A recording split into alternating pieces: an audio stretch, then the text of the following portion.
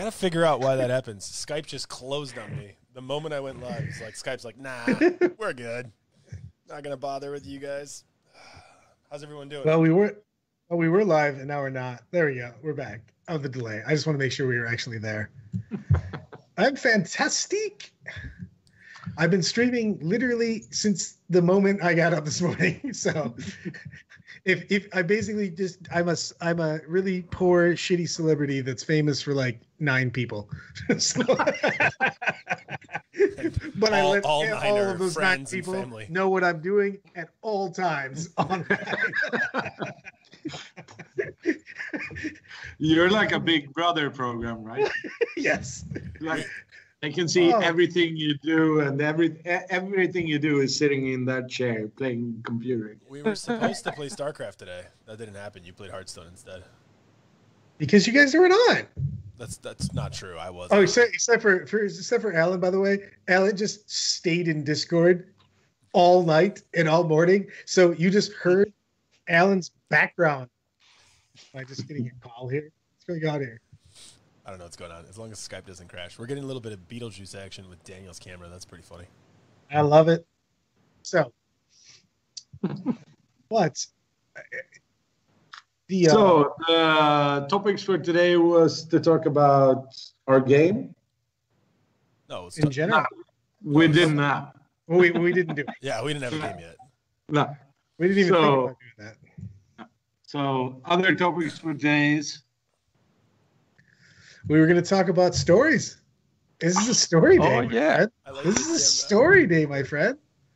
We were going to talk about the things that we really, really liked. Basically the best. We had a couple different things we were talking about today. A lot of them were WTC/ETC things. Basically, things that we really missed, we really enjoyed, the best moments of the ETC WCC. And then Robert had the best, basically the top moves, shaking and baking, like the best tactical moves you've seen in games that basically rocked out to make things happen on that.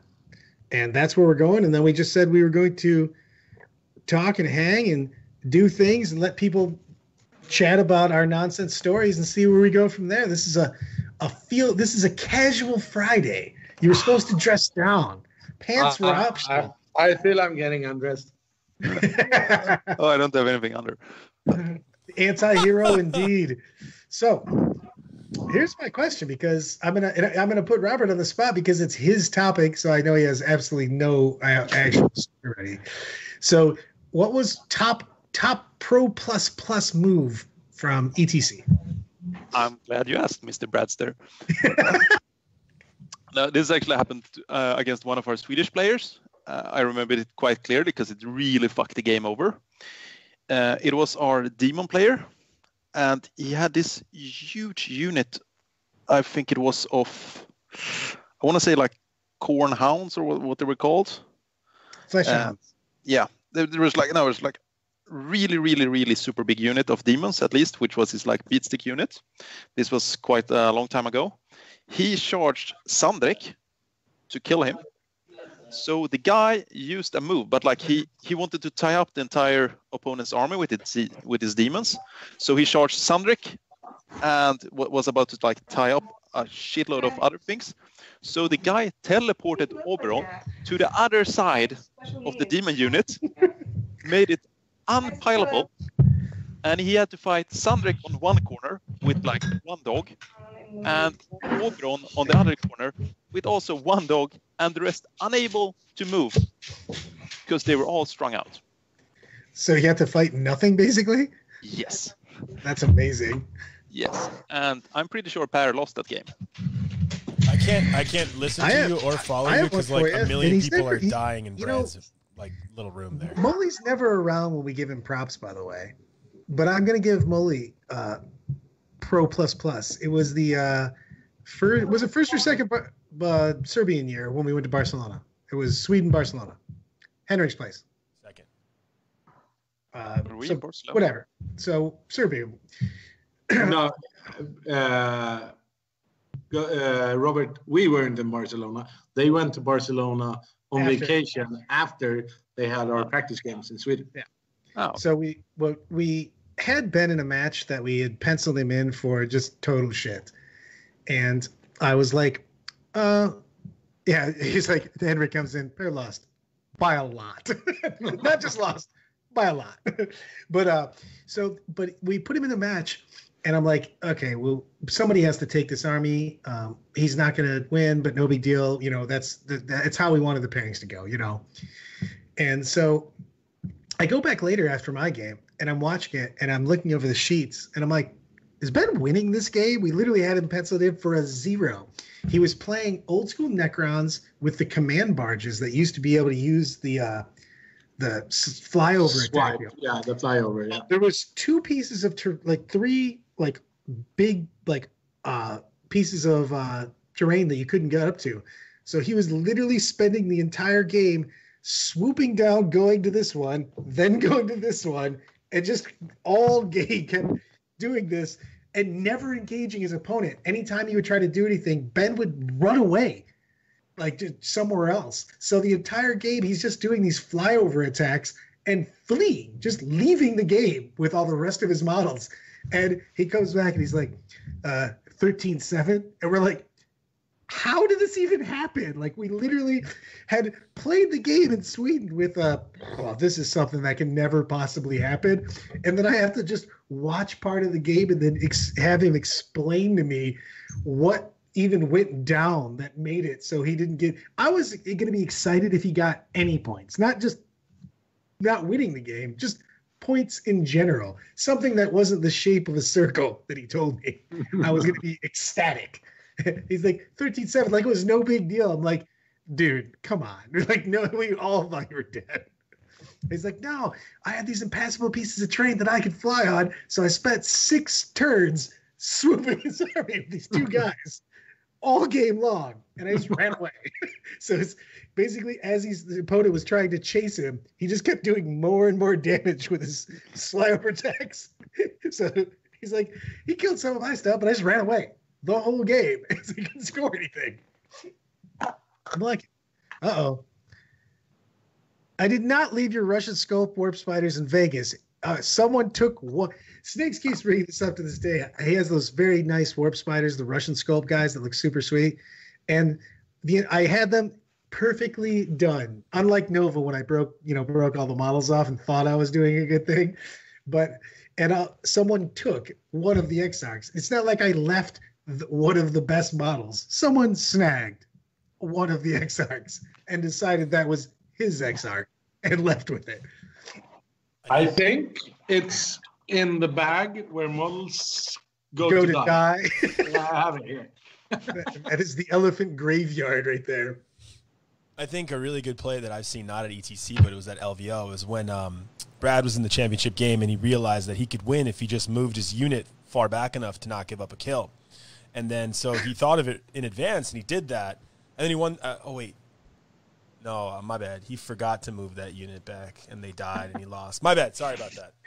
Sorry. I moved him one turn too late and failed 100% of the saves. My bad about that. Yeah. I even rerolled. Never mind. I thought that was a good play. Can I get out of this call? There's so many good plays Too at soon. the ETC, WTC. I mean, there's a epic picture of, I think it's a French guy that has locked off the entire table with Croots, and the other guy is playing a White Scar biker army, and he can't get on the board because everything was in reserve. I've done that before. There's one super happy guy, one super sad guy, and a slightly confused judge. Nathan had one of my favorite games in one of my only favorite games in the very beginning 8th when all the dumpster lists were there. So he's playing Birds and the Incarn, and his opponent's playing 400 Brims and Demon Princes. And those seem like I wish I had that game. Very they balanced. literally walk. No, the best part is he walks all the birds up, and all the brims come up and then never engage. They all stay just slightly more than an inch away. But the dude brings his princes out to start with birds, And Sean grabs all of them and then just starts letting certain things die so he can just keep teleporting the Incarn. And that's back when Soul Burst was full busted, so he could do it in every phase. So he was making it so that he could get multiple Demon Princes a turn with the Incarn. And the dude's just like, this is stupid. And they didn't do anything. Literally, they ran up, never moved ever again. Sean moved the Incarn, and that was the entirety of the game. They had 800 models on the board, and they moved 3-ish of them. And then he won the game slightly because he killed some princes, and the other dude didn't. And that's all they did. I miss that Terrify power. Back in 7th. Oh, that was yes. really cool. You had a lot of really cool plays with that. I mean, I know it was all random, but if you could Terrify a unit, they had to pass a leadership check to move, do a psychic power, assault. You could do a whole bunch of stuff with that, and then a bunch of LD minuses. So you do like Horrify and a bunch of other things that you could get units down leadership wise, and then strap that Terrify on top of them. Those were really cool plays. Nobody knew that it took away Fearless. Yeah. So people weren't ready for that. So like, the one that you made the Wolf Star. It didn't take away Fearless. Right. Fearless just passes morale tests, and this was a leadership test. Sorry, that was a leadership test. Got it. Yeah. So I just remember that you basically won a game in the first 5 seconds. That's how I played my Cornhound Star in 7, because everyone was expecting it to be like 20 hounds, all the sorcerers, buff it, and then go in and do damage. But it was like an anti-star. So what I did is I put all the buffs on their star and all the buffs on 20 hounds, like invisibility and stuff. Then I moved up, and I was just in the way. So they had to walk through 20 hounds with invisibility when they were terrified. And when there was only like 8 hounds left or something, I invised the next 20 and just moved up. Yeah, and you could even add the demon if you're doing a demon list. For that, you can add that book. They had that book thing that you can. Yeah, I had the book. Yeah. So about the Doomstone. List. Yeah, the Doomstone thing. Yeah, that's the Doomstone. And then you made. And what happened was that the superstar is like the Space Wolf Star. I thought they would obviously smash my list because they had Fortune and Invisibility, and I only had Fortune, so they would win. But I didn't play the game. I just encapsulated them and stood there. And just were on objectives all game. So with that list, the Iron Snakes is bringing up bad memories for me. They're not even good plays. They're just sad memories. So Baltimore GT, like 20 years ago, they had tables that had that. Do you remember the lava tables that lava ran all the way down 2 different sides of it? Yeah. So I played someone in a Hammer and Anvil, and in this particular game, the lava Rhino Rush. The lava immobilized your vehicles on a 5 or a 6 if you drove through it. And I had to because, it crossed the entire table twice and hammered. So it's down both lines. So I just walked around, and they ruled that a bunch of their terrain pieces, you could see through them, but they were considered impassable. So my opponent just drove vehicles and turned them sideways to block and then just shot me where he could see me, but I wasn't allowed to walk through. Stiggs walks over and watches the game. It's like playing Hammer and Anvil versus Guard Artillery. This looks super fun. I'm like, son of a bitch, god damn. And of course, I drove all my rhinos in, and they all got immobilized in the first part of the lava. So I just walked. Please talk to Henrik, who's probably on the chat, about moving Land Raiders through forests. I don't think I've ever seen him play or never played against him when his Land Raider hasn't rolled immobilized in a forest in 5th, 6th, and 7th edition or something. I love forest was way more dangerous before. Yeah, I mean, you could land a Demon Prince on a 1, it died. This is the difference. Like the biggest difference between 4th and 7th edition is this. The forests have been the forests, right? Yes. There's less forest in the forest. Well, right now, it's like 1-3-3. It's there. But, I mean, back in the days, landing Demon Prince there, on a 1, it's dead. In 6th edition, you land a Demon Prince there, he takes a mortal wound, and if you're unlucky, there's like razor flocks killing it. It was hard. What kind of forest was that? In 4th edition, what were the forests made of? Just straight evil spirits? Like, it was just like waiting. Like, just forest trees are just putting you in rear naked chokes. Also, embrace darkness. Also, it's not only the forests that has less wood in them or trees in them. It's also night fight, right? The night is a lot less dark. Yes. Well, also, why is the night dark? In 5th edition, you can shoot 2d6 times 2 in red. Yes, but why were we able to do that right now? In I could put on 7th night fight edition. goggles.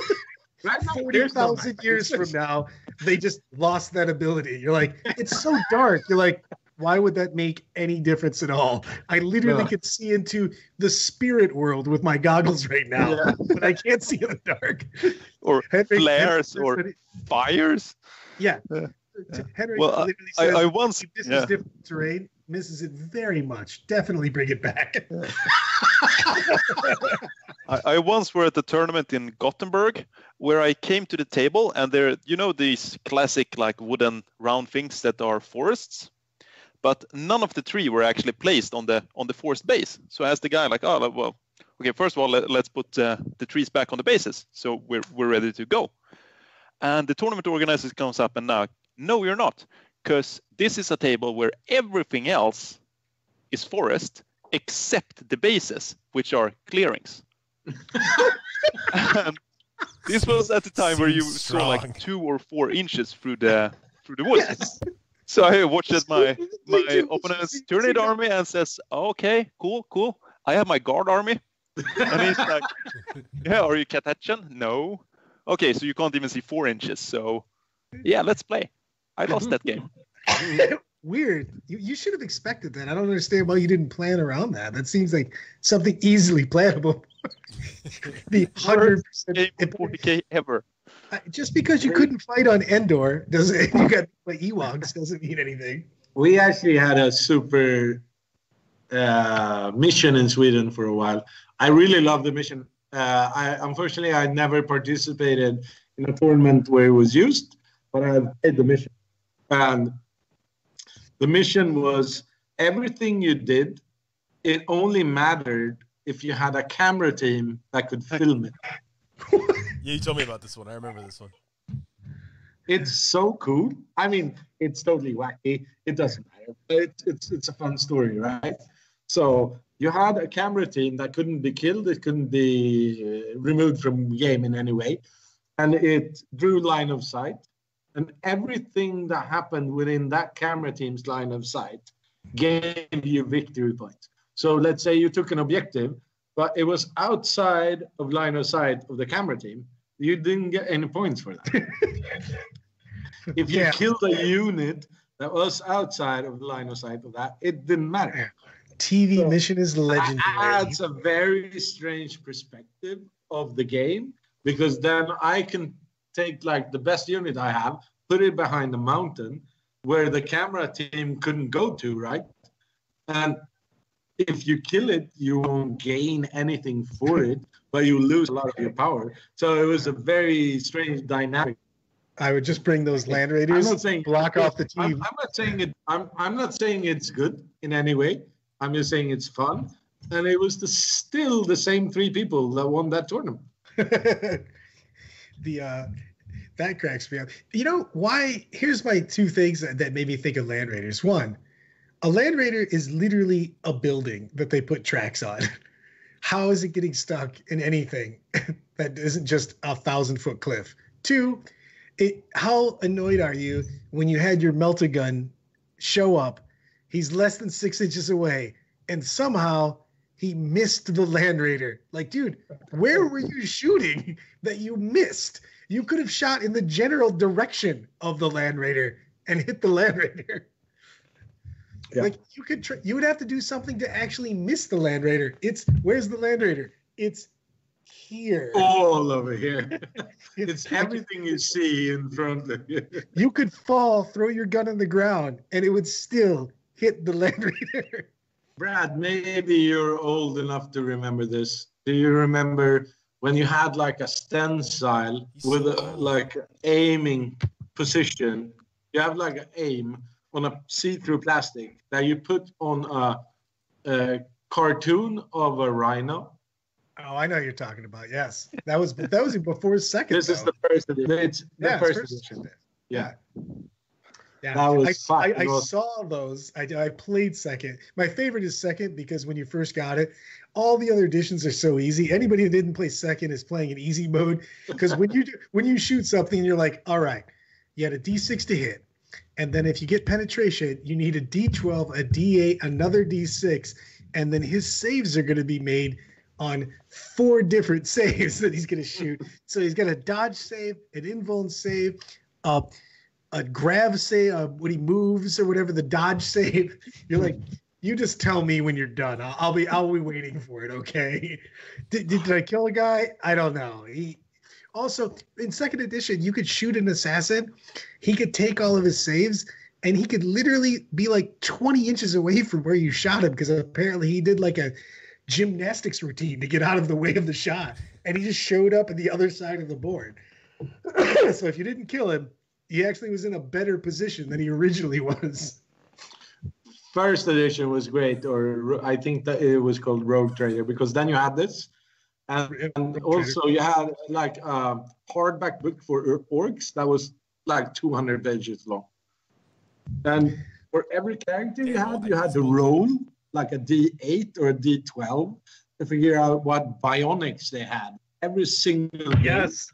So like the pre-game was easily 2 hours. Like a game was 8 hours. It was literally a role-playing game that they pretended was a miniature game. You basically created characters. Dude, you ask Snigs is on the chat right now. One of my favorite tournament moments is Snigs is running a tournament, and a dude showed up with all second edition Demon Princes, which are literally way shorter than mine. And he wants to play with them, and he's literally has all of them behind his rhino, so the rhino is like an inch taller than the Demon Princes. And he finally just goes, "You can't use those." He's like, "This is a legal GW model." He's like, "It's an official model," and he goes, "That's fine.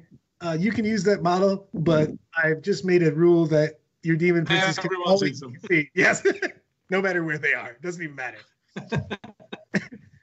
It was so funny because they're just like beep, so walking behind. Well, I think historically, Games Workshop and Dungeons and Dragons have a very close knit history with roots, so it makes sense that second edition was like that.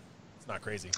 First was literally a character building game. You had to it was because they put out. If you guys have never get a chance to get it, the Warhammer role playing book has some of the best artwork that I've ever seen, and that's like one of the first things. That's back when they only had artists basically.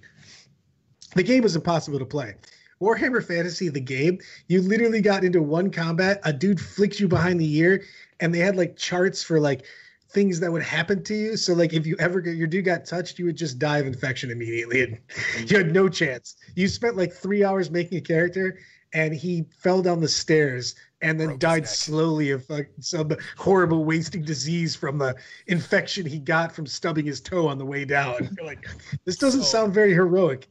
Something that GW always have been consistent on, though, is Dark Reapers.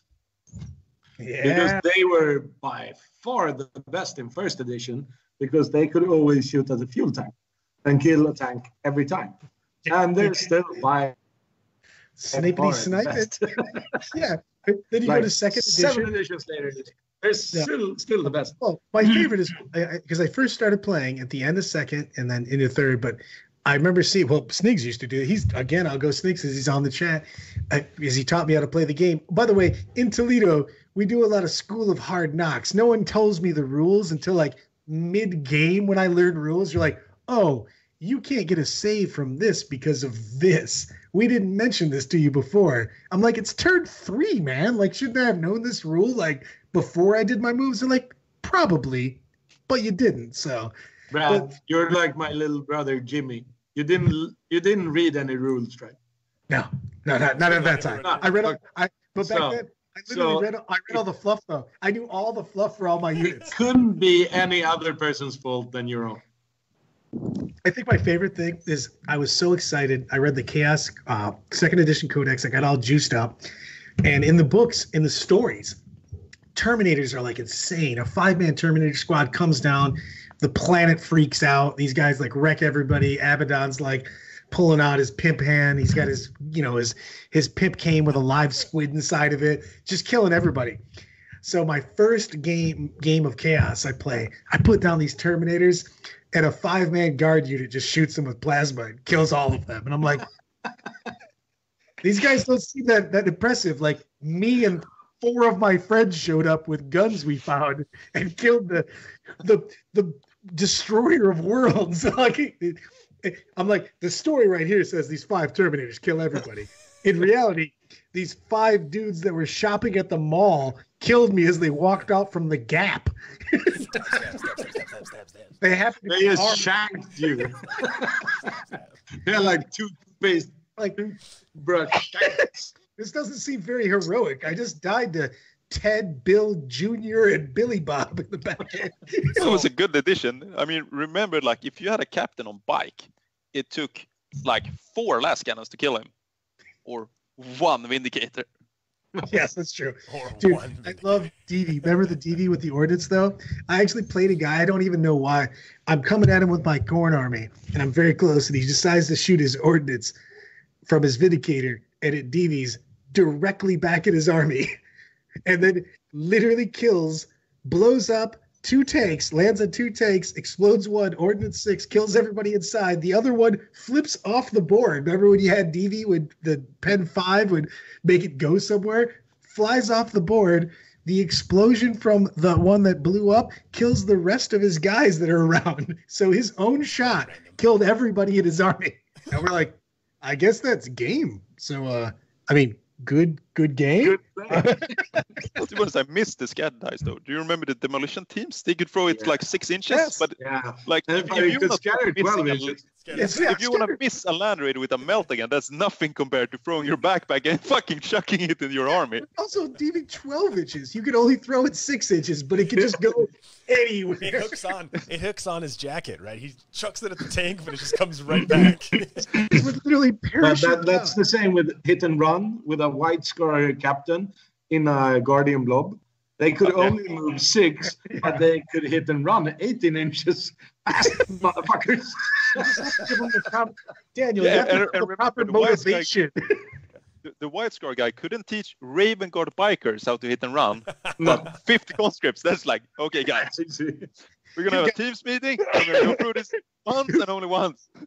Conscripts are just... I actually missed the STD special rules, sexually transmitted special rules that just affected everyone in the... It was like Corona special rules, right? Yeah. Everyone in the team got it. Yeah. I love that the people were so good at teaching special rules that the conscripts, who were literally dudes that were going to get something to eat and they just got picked up and thrown into a ship, were perfectly able to learn them. You're like, what's your profession? I used to cut meat. Now you're gonna run like hell. When did you decide to be a soldier? Yesterday when I got kidnapped. I'm a legend now. I can hit and run like a champ. I watched a video. I'm totally good. It's a training course. It's a nice little training. I fucking hate these rules. No, but seriously, like fucking when Tau could join Space Marines, I love it. Like, it was the best time ever. See this hill, just shoot behind it, and the Centurion's like, fucking brilliant. Like when and he just went through cover too at that point in time. That was the best when you had orbital bombardments. You're like, hey, how about this orbital bombardment? Well, it works better if this Tau commander gets near me. Why? I don't know.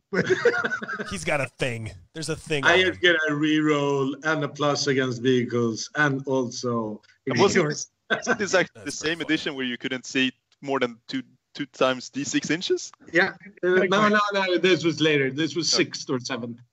It was actually 6. Yeah, I the think. combining Night Fight units always was like the dumbest 7, thing ever. You 6. could make it a different rule, but Night Fight was so stupid. You're like, it's dark.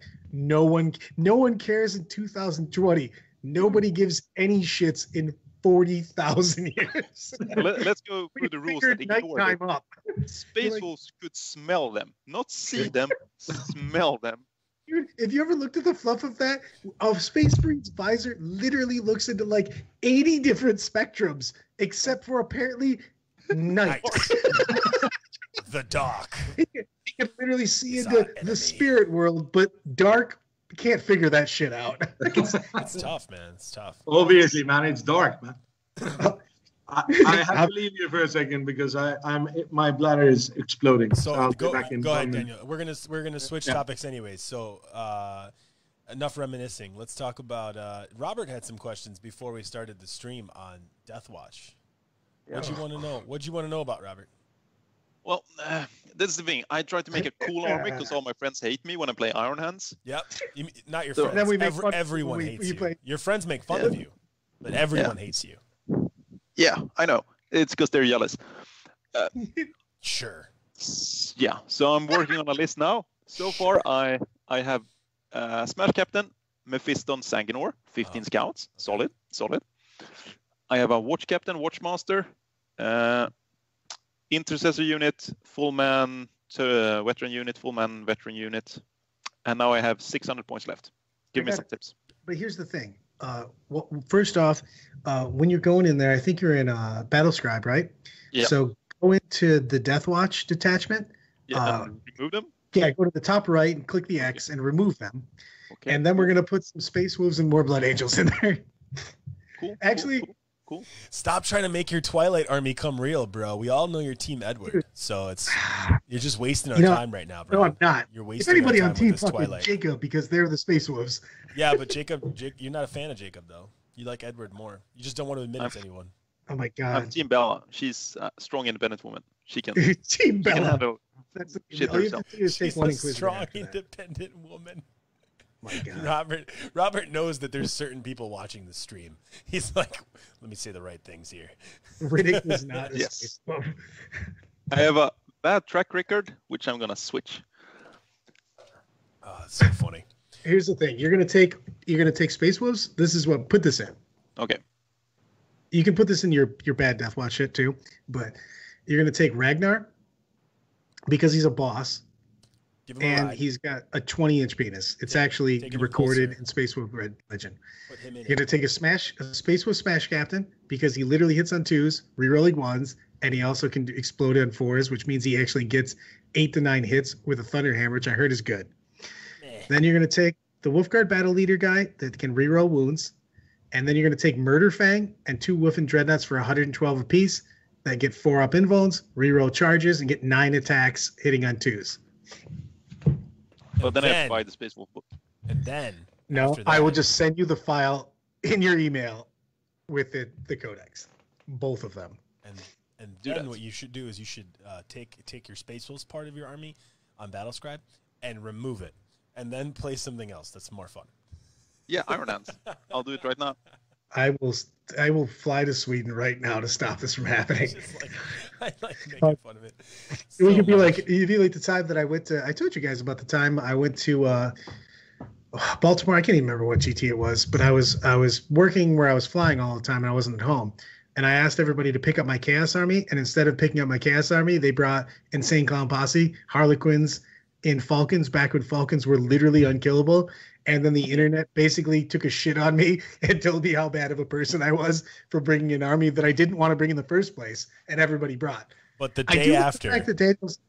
I miss Daniel a little bit, but I also kind of like that he's not here because Yeah, that his trees. seed is beautiful. It's like a I like picture. his trees, yeah. And then the day after Brad used that army, everyone forgot his name, so they couldn't bring it up in the future again.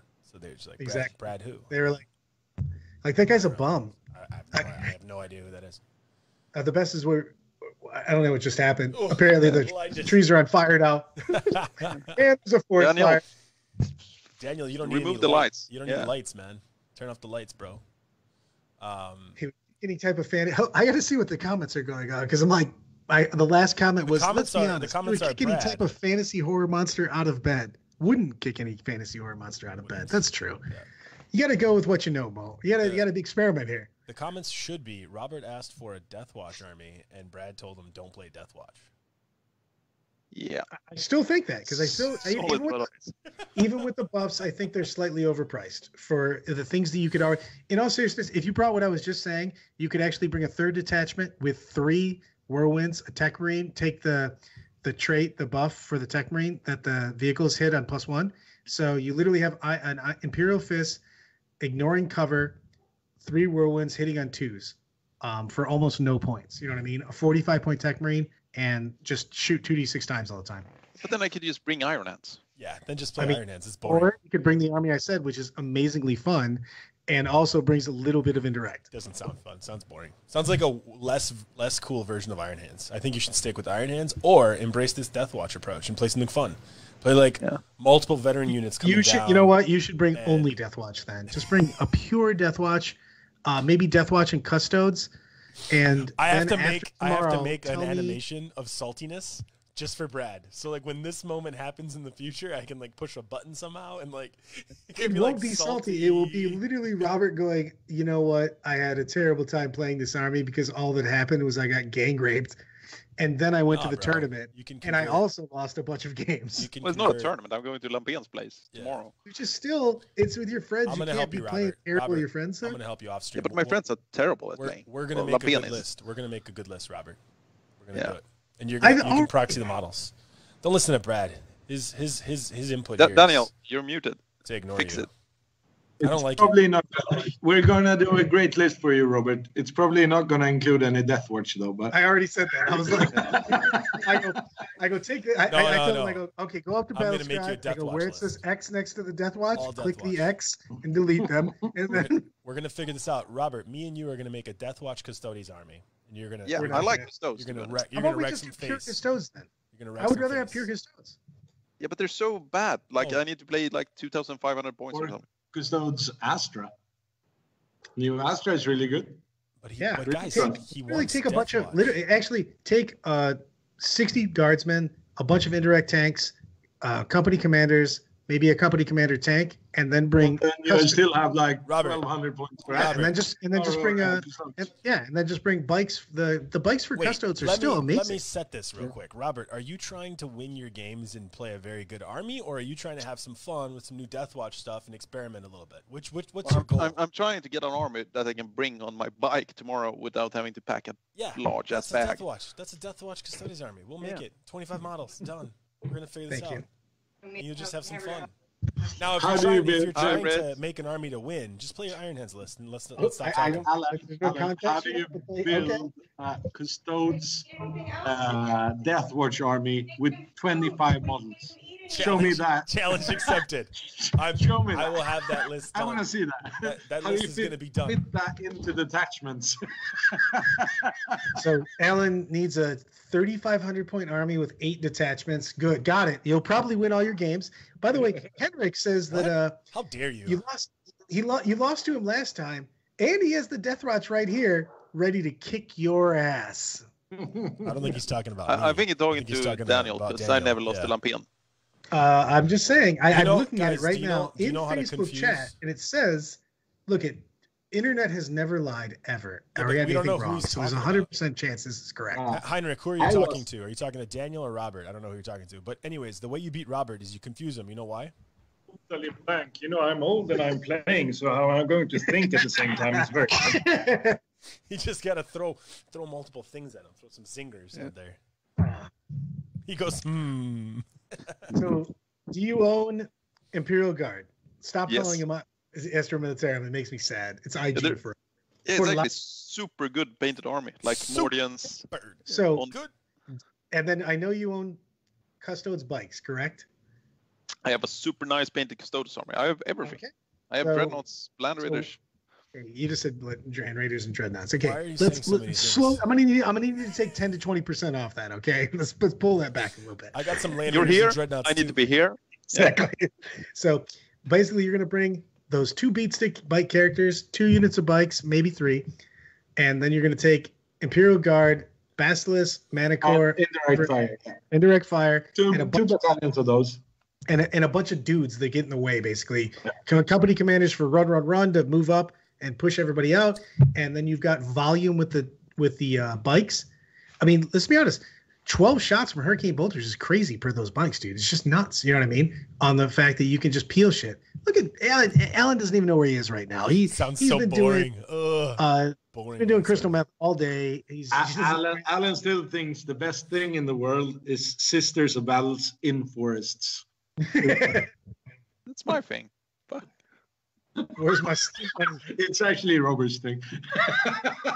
Yeah, no, we had like a taking the piss out of team two meeting for persons. ETC. I said like we need to really watch out for like sisters in forest. I mean, my sisters are always they're always keeping their forest nicely groomed. You know what I'm saying? So I don't know. I don't. I tell them to go buck wild, get +2 on the save. Scary Movie 3. Like, let it go.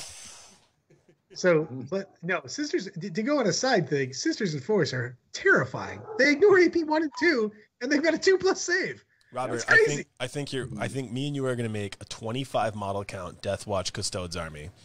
And you're gonna lose, and it's going to wreck everybody. But You're going to be able to Assassins, carry it. You're going to be able to carry it in one hand converted on your bike. Lexus. Alan, he has to fit on his bike, not in his pocket. Come on, give him some more moments.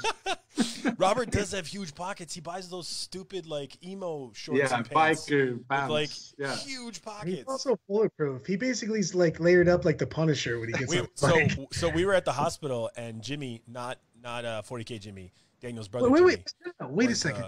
Wait, I gotta tell a pocket story. I want to say why. I just want to ask real quick. Why were you at the hospital, Alan? I blew out my chest fighting a ghost. So we were at a hospital in Stockholm. By the way, Swedish hospitals suck. Their approach to COVID, solid. Their hospital's horrible. So we're there, and Jimmy was like running away from some people. Let's just say they were, I don't know, the authorities. And we had to figure out where to put him. I swear to God, there was a 5-second period where Robert was like, you might be able to fit in my pocket. I don't know. I'm not positive, but I might be able to take all of Jimmy and just put him in this pocket and we can just run. Like, because the biggest pocket with like chains that go from his belt to his side, from his side to his nipple. I wonder what you wear when you go to bed. I don't understand. What happened? We literally, so Drunken Brittany has to take things. So Robert, I have no idea why, brought with him a bag of, like, he's apparently an NPC merchant that has infinite numbers of rings in a video game. He had a bag of like random rings with skulls and all kinds of shit on him, and Britt kept taking them, and her tiny little hands, she would put the ring on, and she's too drunk to realize she just put her hand down and it would just fall off because they're way bigger. But she tucked all of these in my pockets throughout the night for 2 nights in a row. So I still find them occasionally in the house falling out of bags in hidden compartments, rings that she stole from Robert. Have you seen the movie 300? Yes. You know Xerxes in 300? He has way less jewelry than Robert has. Yes. You know what? Henrik, I'm giving him shit, and I'm also gonna give him props. So Henrik's like, the reason Alan was in hospital is because I was not there to protect the Americans from the Swedish environment, which is true. But also, we told Henrik 6 months before this that we're coming. We want to see him. We're gonna hang out. And the day we arrived, he left. He left the country. He was like, screw these guys. Whew. Oh, sweat off my brow. Almost had to talk to those American idiots. I'm out of here. He went to the water somewhere, so there's no way we could contact him. Well, to be honest, to be fair, I was actually with Lampén when he got the phone call that he wasn't allowed to be at Daniel's place during the training camp. And I accidentally told his wife, like, well, this is not that important, right? And I got uninvited for life until I apologized. So, you know, there was no fucking around there. There was no choice involved. Let me tell you that much. I don't know what I like better, Britt and I going to the beach where Henrik's across the lake neighbors put a spotlight on us doing stuff, and she still refuses to believe that we were on a spotlight with a party cheering us on, basically. Or the fact that once we got unbelievably drunk, you gave Brittany a tour of your house outside in the dark where she could only see a black screen for around an hour. And this is my pool's being almost finished. And this is, she's just like, that's excellent, Daniel. She's like talking to me later. She's like, I couldn't see anything. It was just black. It was night. Absolutely nothing. It was fantastic. And then it was a great tour. That was a fantastic night. Well, I want to tell a story about sisters, since we were on the subject of sisters, because this was actually one of the stories I was going to tell. It's about the worst border crossing ever. This happened to a Swedish, I'm going to say associate of mine. Associate. Yes. So the ETC team, Swedish ETC team, flew to Germany to go into Poland. There's a boarding crossing where they decide to randomly pick some bags out of the bus. And they found this strange looking black plastic case. So the security guard at the border crossing decided, oh, I'm going to flip this switch open while holding the handle. Chick, chick. Oh. Bag falls open. Metal Sister of Battle army just crashes. And it was like Exorcist, everything metal, Seraphims, everything broke. There's like one Italian dude coming out of the restroom from the border crossing, sees a sister army on the ground, a guy holding the bag still like upright, not like, oh shit, we lost some models here. Decides a lot of work, drops the case, his security guard hut, and just leaves it on the ground. So the Italian guy panics, like scoops them up, puts them back in like this, closes the bag, throws it into the bus, and the bus driver is like, come on, let's go. We have like 4 minutes. He's like picking melt against from Seraphims off the ground. Like, fuck it. Chucks it into the bus, goes into the bus, and with like a solemn face like someone died, it's like, okay, guys, I have some bad news. Everyone who plays Sister of Battle, please stand up. Like 4 guys stands up. Okay, who here owns a black Sister of Battle army? 2 guys sits down, 2 guys still standing. Okay, they have red loincloth. 1 guy sits down, 1 guy is still standing. Worst game of Guess Who ever.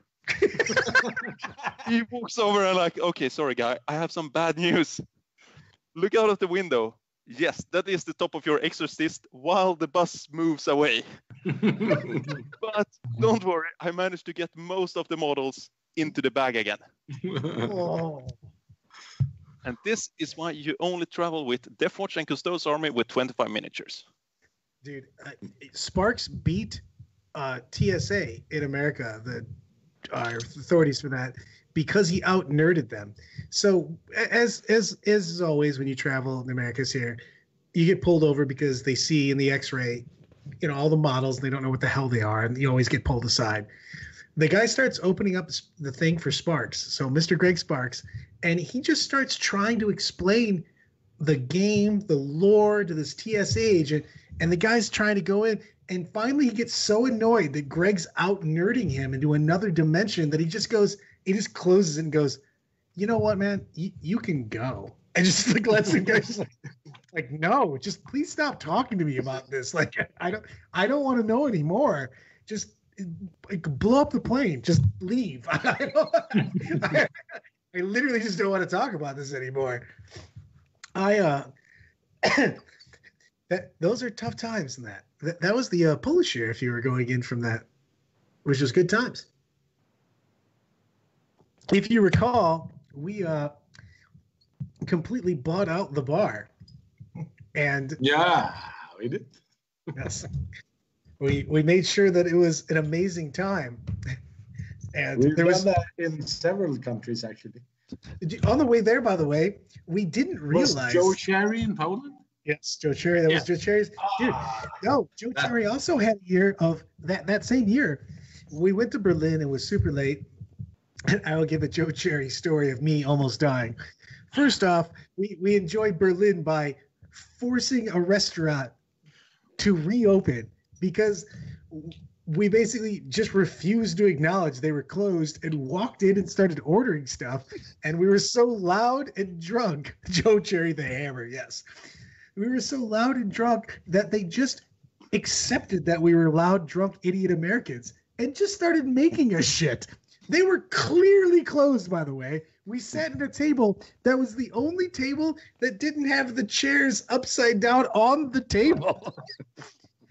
Then we proceeded to go to the Holocaust Museum, which I don't know if you've ever been to, has those huge blocks. Wait. This can't be correct. How can you go to a Holocaust museum after the bar is closed? Well, we went to the outside of it, where it's outside with the big blocks, which I jumped from block to block, blackout drunk, find out the next day that those were 20 feet up, and if I would have ever fallen, would have died. Also, I'm not going to name any names, but it rhymes with Airy and O. So just peas on the museum. So we were definitely the ambassadors to Germany that year. And then we left to Poland. We saw thugged out SpongeBob SquarePants graffitied all over Poland. So I don't know what that's about. I didn't know SpongeBob was a gangster, but for sure he was. Also, that was the year that Alan fought Poland in the Thunderdome. So by the way, this is first night where we get 1 day in Poland. We get too drunk because they sell beer and shots for a Schlotsky a piece, which is $0.1. So we're buying I only buy by the tray. This is a real thing. I only buy shots by the tray because it was pointless to do it any otherwise. In the middle of the night, there's I don't know, was it a bird cage? I don't know what the hell it was. It was this big dome thing that birds were supposed to hang on. There was no birds because Alan scared them all away. Also, no, it was a merry-go-round for kids. Yeah, but there was a dome thing over it. It wasn't that big, Brad. I mean, for you, everything is big. I mean, it was a merry-go-round for kids. I know. Alan and I wrestled around. But he was standing in the middle of it. And by the way, this is before I knew that Alan spoke every random Eastern European language. It was just Alan, my friend. And then all of a sudden he started yelling, "Bak no!" I'm pretty sure it was Klingon. He says it's Polish. I'm pretty sure it was Klingon. He just starts yelling at random passerbys. Oh, by the way, random people walking by this place, and starts challenging Polish people to wrestling matches in the middle of the Thunderdome, and people are wrestling him. And I'm like, I don't. Am I drunk, or is Alan literally attacking strangers that are walking by? I'm like, are we going to get arrested? I feel like we're going to get. This is also when the Kopax family entrusted their teenage sons that they'd be fine with us, and we were like, yeah, sure, drink all the shots with us. What could happen? I think they were like 14 and 16 at the time. They'd be fine. We found them by the. Also, the night one of the Finnish players slept the entire night in the river. Then crawled up the straight pipe side of the road. The head was on the banks, but the rest of the body was just floating in the river. That was also the keys they gave us. So that was also the Pinky the Dreadnought. I showed up. Sparks was super happy with me. So the first night we go out, we get drunk. We show up at Sparks's room.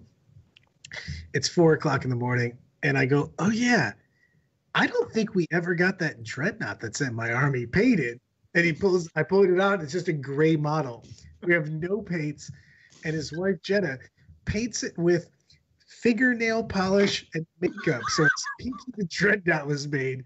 The whole time she's making the model happen, Sparks is yelling at me. But I'm so drunk that I'm looking, somewhere else. I'm looking into space and time at this point. And so I had Pinky the Dreadnought, and it was fantastic. And we completely lost Alan on the video, so that's a good thing. No, I see Alan. You don't see him on Facebook, but that trip might have been the best and the worst trip ever, because the event site was that tent that was somewhere between 2 and 3,000 degrees Celsius. I'm almost positive that the sun was the same temperature. People were pairing not on at all on tactics. They just wanted to get the closest to the fan by the edge of the tent. You guys were all, dude, we just met you. You guys all just got naked to play your game. I felt you got an advantage at that tournament because no one was expecting the Swedish team and all the Scandinavian teams to just go, closer's stupid, it's hot. You're like, if I lose the game to you, will you put on an article of clothing for every unit that I take off the board? No, we just did it in our underwear. It was literally, that was also the tournament that we had 2 teams, 3 judges, both captains agree that a move could not be made. And then the response to that was, good to hear, knock the model aside. Charge! For freedom! Who did that? Which player? I don't want to name any names. Okay, give me a team. Or America. rhymes with. The team is America. The army was blood angels. And it rhymes with berries. But it was literally it was such a balls deep maneuver that everybody just watched it happen after literally both teams, 3 judges, both captains agreed that it could not possibly happen. And he went, cool, and literally knocked a model aside, pushed his model into the assault, and just rolled his hit dice. And it was fan-fucking-tastic. It was the biggest American move that's ever been done in America, man. But the Polish year was a super, super fun party team, or a party time. We did terrible, mainly because I'm pretty sure our team was drunk for 3 out of 6 games, like actually still drunk. Because that was the year that we also started at 8 a.m. Yeah. And so we also had problems that year. It was actually my first year as captain. Ooh, you really reined those guys in. You were a draconian warlord. No, but we had 6 out of 8 players were super serious.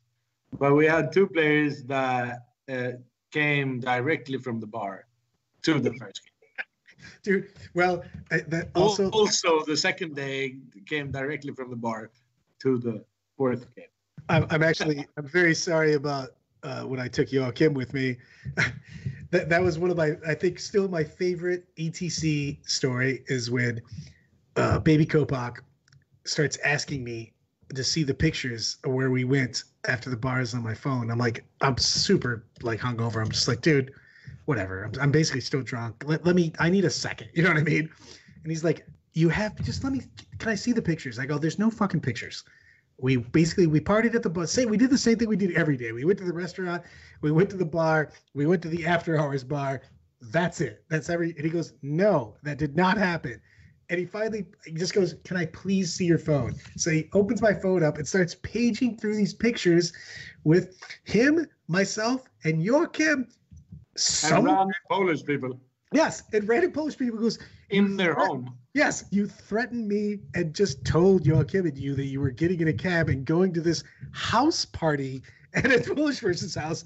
And he goes, and it's just me in a top hat taking pictures of these people wearing their clothes, which I apparently just went into their house and started wearing their shit. And I'm like, how did we not die? He's like, I was really scared, man, but you seemed very confident that everything was going to be fine. I'm like, you should have definitely not paid any attention to me whatsoever.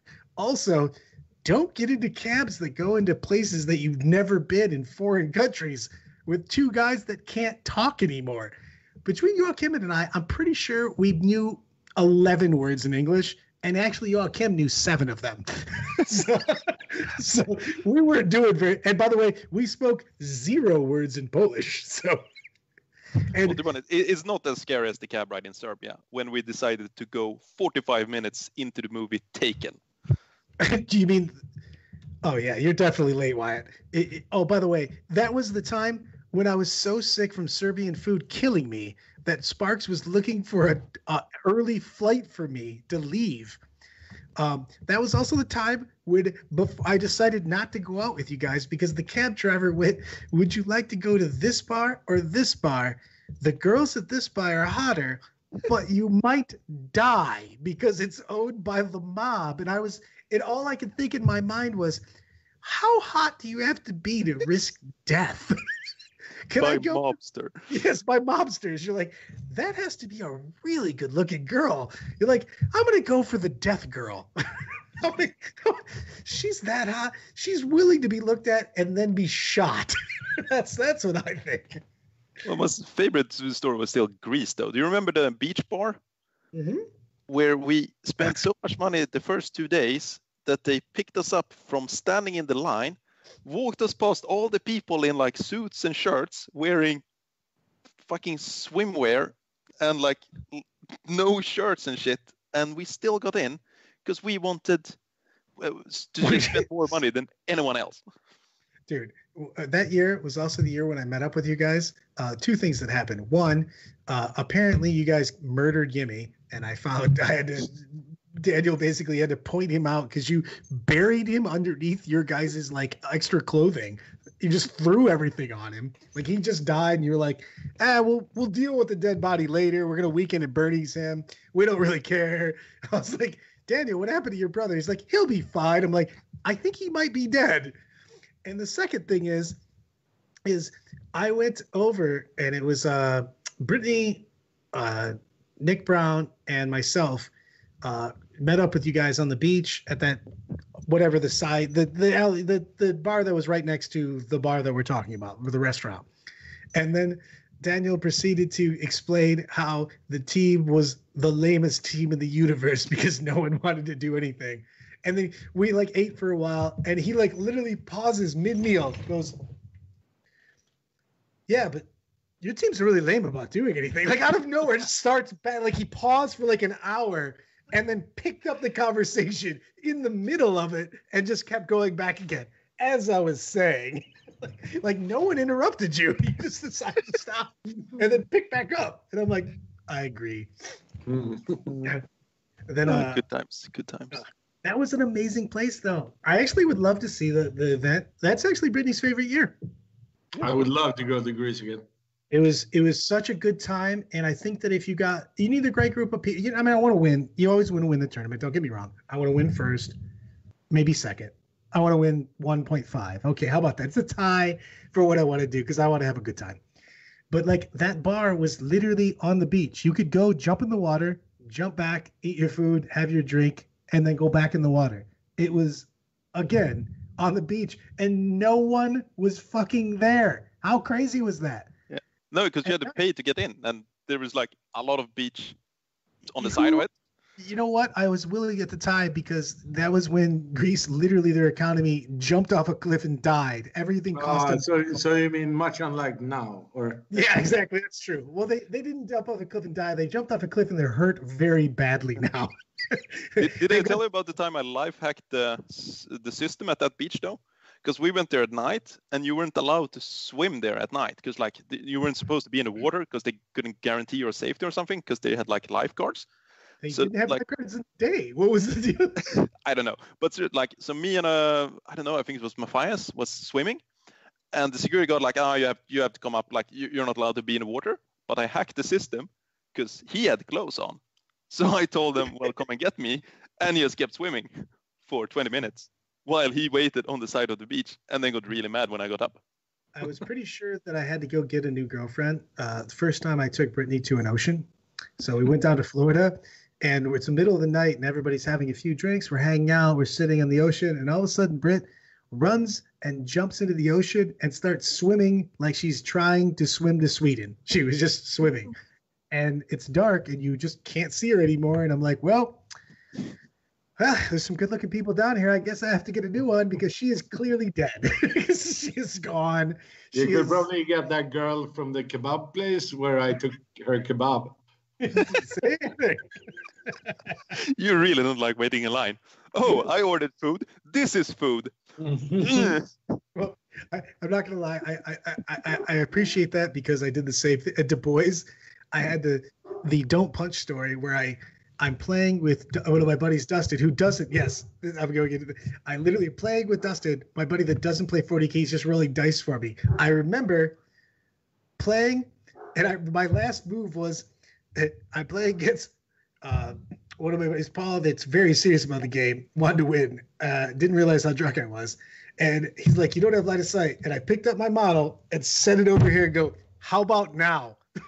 I go, Dustin, roll the dice, and he's like, You clearly aren't there. I'm like, I mean, I am now.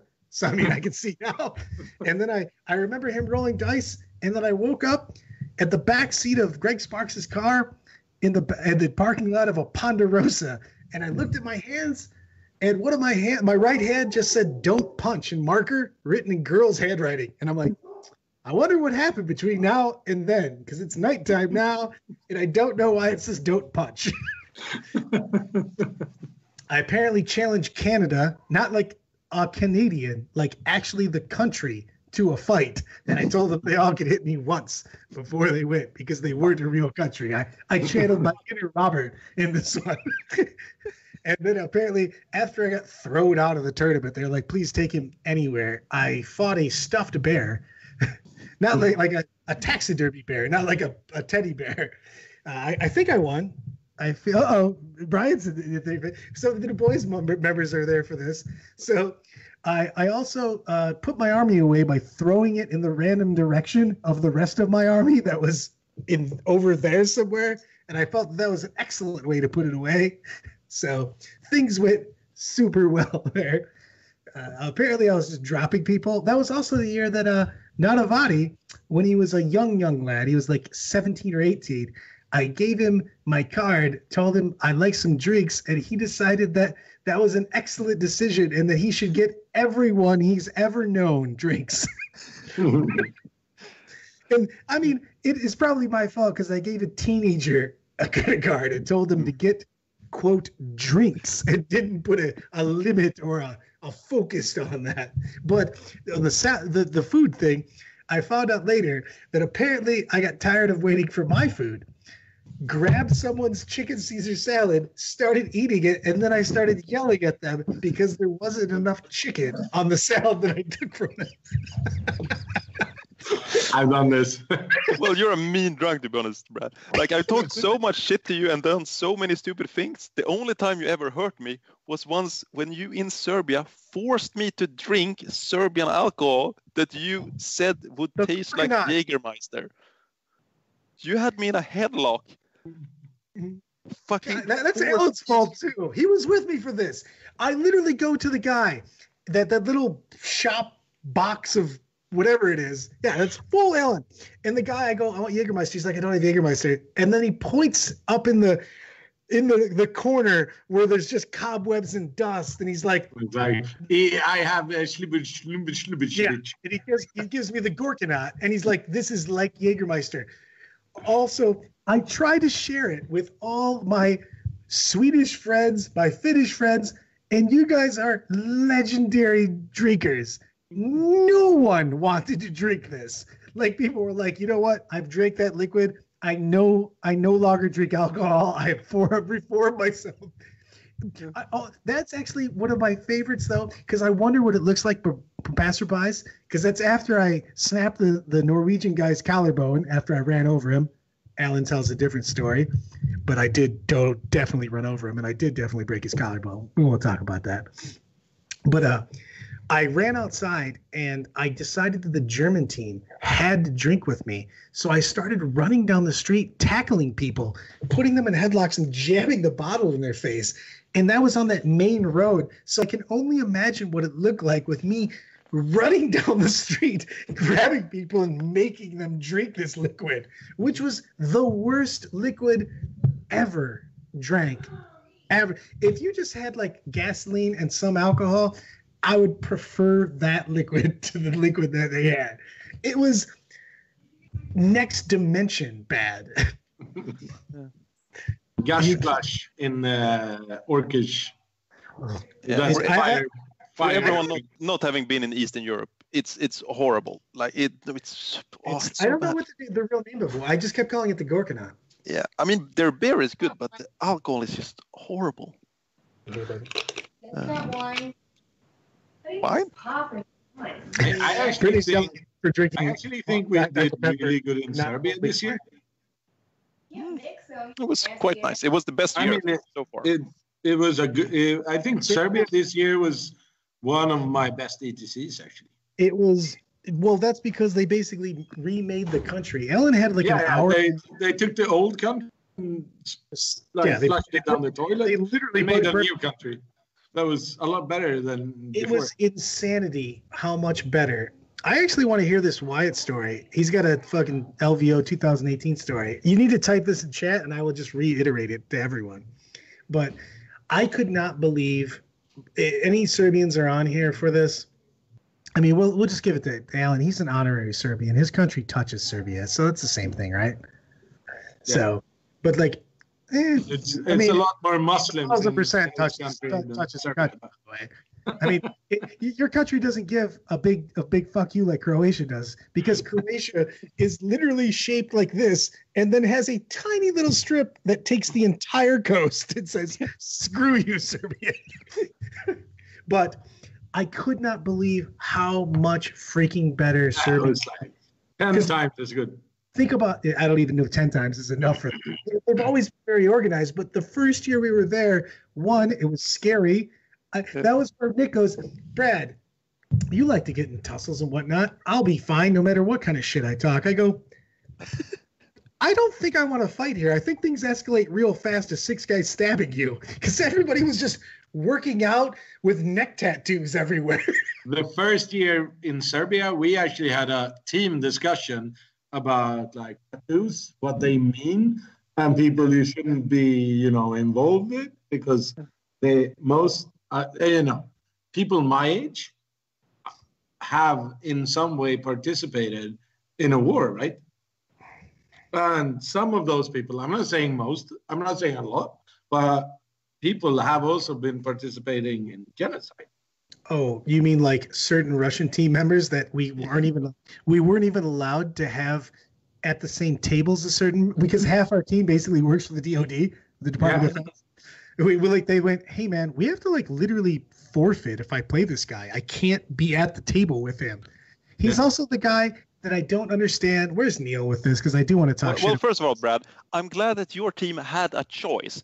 People told me that after I played a certain Russian guy, taking photos with the fucking asshole, and then they told me, oh, so you dare to take a photo with this guy? What do you mean? He's literally a terrorist. Yeah, by the way, he's a goddamn terrorist. He's the guy that literally walked up to the Ukrainian team, put the Russian flag down, and went, I enjoy killing Ukrainians.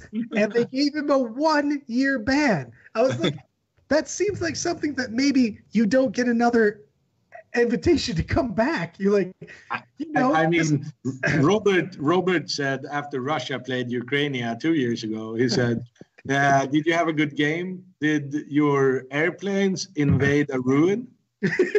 No, I also said, did you take first blood by killing a fire? Oh, that did not sound well. I mean, I said some stupid shit, but this, no. I'm not gonna lie. I would never mess with that guy because I don't want to be shot like in game 3 while he's in the rafters and camo at the top of the building. I'm just not willing to do that. I'm like, hey, you want a glass of wine? And I'm dead. I almost died in Poland once. I was supposed to go with a friend to a tournament in Poland, a team tournament, but he couldn't make it, so I had to go alone. So I went to this after party. It was like a pub. Everyone went there. I just talked to 40K. What the? Everyone did not see Alan's pale ass flash by on the Skype screen. Alan is doing serious work stuff, so it's fine. Yeah. So I'm at this bar, and all the 40K people start leaving, and I end up talking to the like last group of 40K players still at this bar, and like, seriously guys, who am I sleeping? Like at whose place am I sleeping? Like who's getting me home? Who can order me a cab? And what time is the tournament tomorrow? And the guy's like, yeah, funny. And I was like, no, like seriously, like I need to get home now. Like I have no charge on my phone. Where am I? How do I get to either a hotel or like your couch? And they're like, well, I mean, we just met. And I was like, yeah, but we're at the same tournament. Like, so could you help me out? And they were like, oh, what are you doing here? I was like, yeah, we're playing the tournament. And it's like, well, we're doing it after work for a law firm nearby. You just came up to our table, started talking about miniatures like 45 minutes ago, and we let you. Like, our patient is real thin now, and like, we're not taking you on as a fucking charity case. Like, who are you, and why are you at our table still? And I was like, oh shit. So I went out in the snow and almost died. You should bribed a local to drive me in his car to my hotel because I didn't know where I were, so I couldn't book a taxi.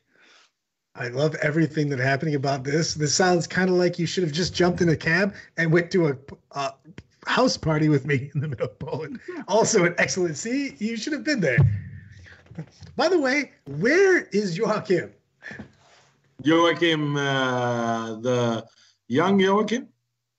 Long hair. Well, previously the long hair Joachim. Yeah, he's actually on his way back on the 40K scene in Sweden. Because he had his baby and everything. He was gone for quite a while. He's on his way back, I would say. I wouldn't be surprised if you see him at the ETC in 2 years. The fucking apparently he's messaged you, but not me. This is bullshit. Yes, now it's dancing now to show his superiority and Swedish superiority. Social skills. Yes. It's called social skills, Brad. I know words are not supreme. Look at. Somebody talks social skills, I usually get ready to fight. Elves and humans do not like dwarves. So are you getting this Turk story or not? Say again? The Turk story. Wyatt. I'm waiting for it. He basically's like explaining how he found out that casinos have their own jail drunk tanks, but that's another tale. I'm waiting for this story. Oh, wait, speaking of this, you guys have to, because we got Brian in here, you guys eventually have to go to Du Bois. Yeah, I want to go every year. It's like typically I can do like one American trip and then the ETC, and then the rest of my 6 weeks of vacation are with the family, right? Oh shit! I got the Wyatt story apparently. Ready? I'm going to tell you the story. I'm going to read it as it is. So, LVO 2018. Earlier, I bought some extra strength back joint pain Tylenol for obvious reasons. And Thursday night, the Long War crew was up in our rooms drinking, which is what they do, which is like why I like hanging out with them, because they also drink high-end whiskeys and stuff like that. So I bring my low-end whiskeys and drinks, and they give me high-end whiskeys. See how that works? So we were obliterated. That's 5 O's, by the way. So at like 3 a.m., I'm leaning against the walls. We were all about to pass out, and I turn to Kenny Boucher, I can't even do a Kenny voice unless I have a sore throat. But he says... It's basically a growl, right? Yeah, he's growling, yeah. But a very low growl. So, guys, I don't want to be a powder pooper, but I'm going to throw up. So all of a sudden, they start scrambling to get a bucket. And I go full exorcist. Afterwards, we all pass out. And at like 6 a.m., Kenny's trying to get us all up, and I'm not having it. I'm out.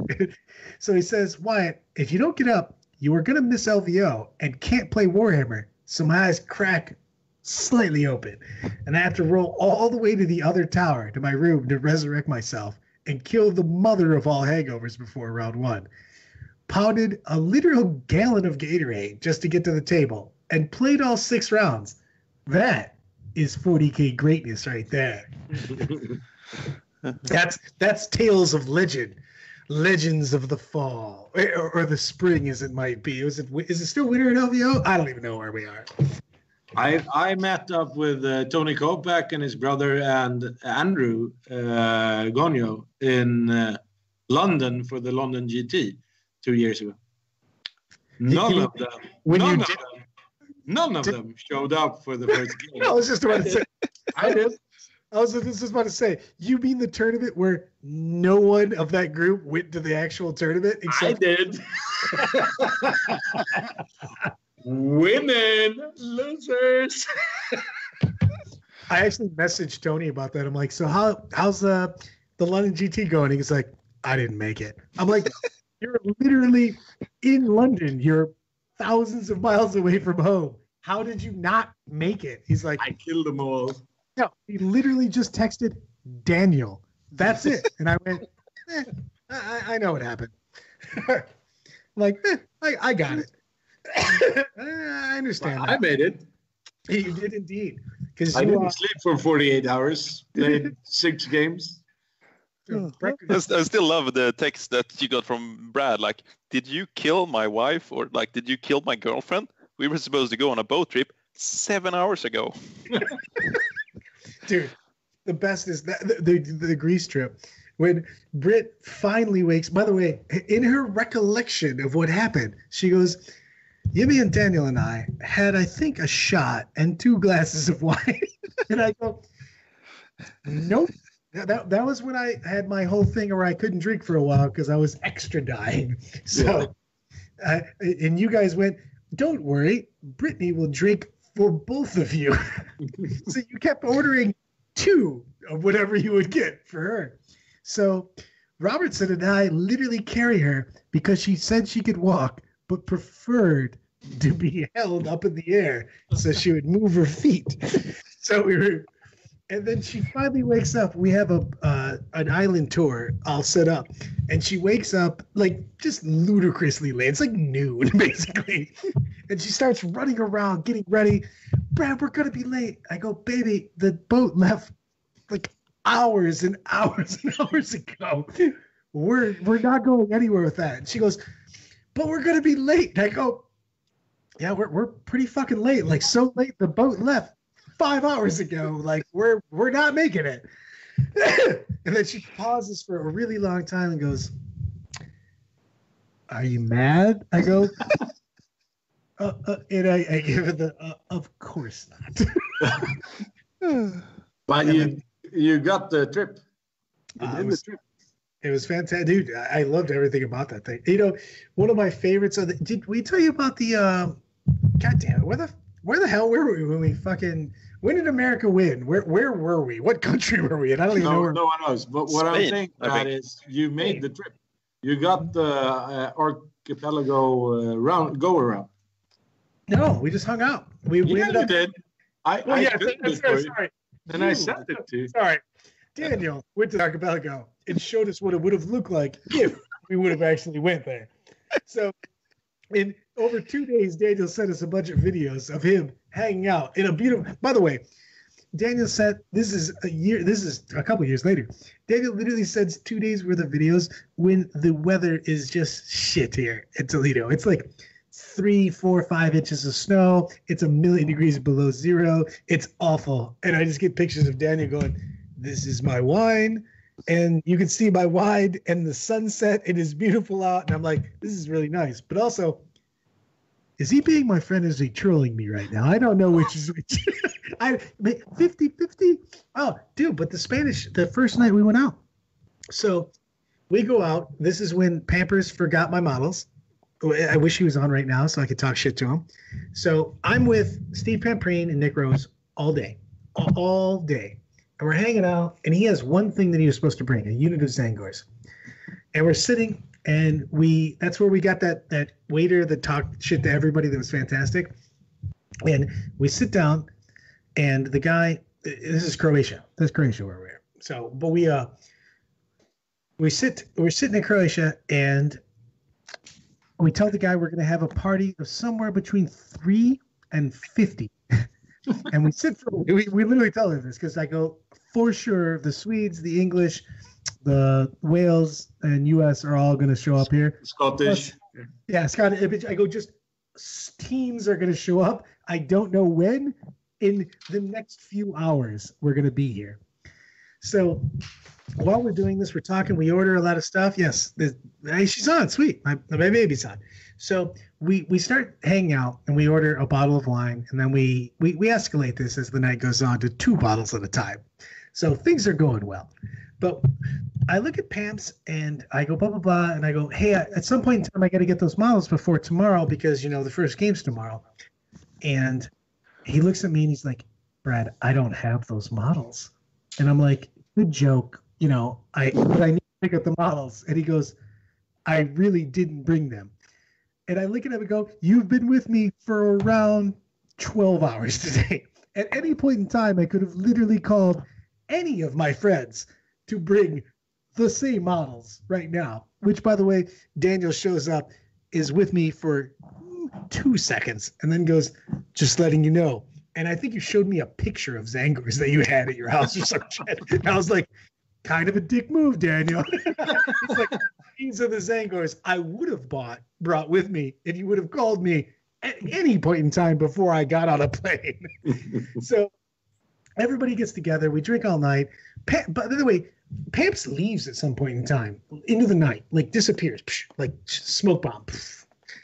Shows up hours later because he wasn't able to find the hotel he was staying at. Just shows up.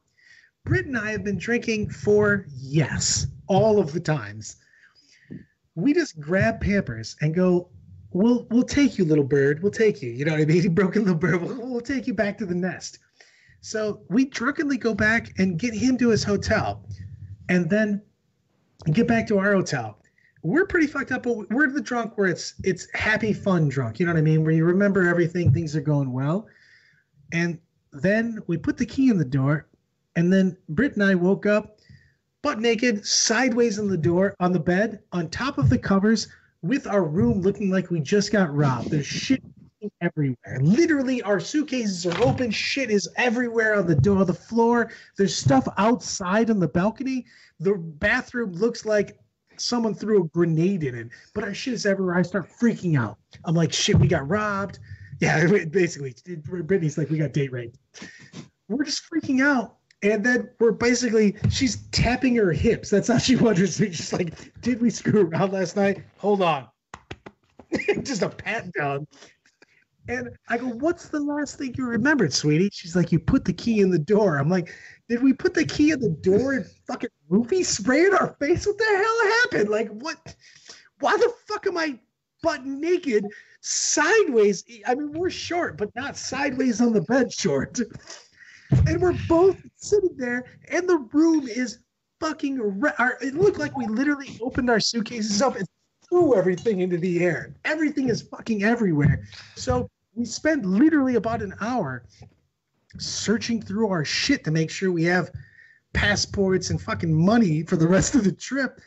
And we're just like, did someone come in here? And then basically we realized that apparently we got the door roofied us, and apparently we destroyed our own room looking for something, but we wrecked our room. I'm talking like, when I say wrecked, I'm not talking we dumped some shit out. I'm talking the balcony had half our clothes. The clothes were everywhere leading into the back. It looked like a crime scene. If you would be like, 2 people died here last night, you would be like, yep, looks like it for sure. Oh shit. Did you get your Zangors? Zangors didn't happen. You know what? I'm going to pause on that because I want to talk about the Zangors in a slightly separate story, because the American team, the Finnish team, and the Swedish team came together to make me Zangors. Pause.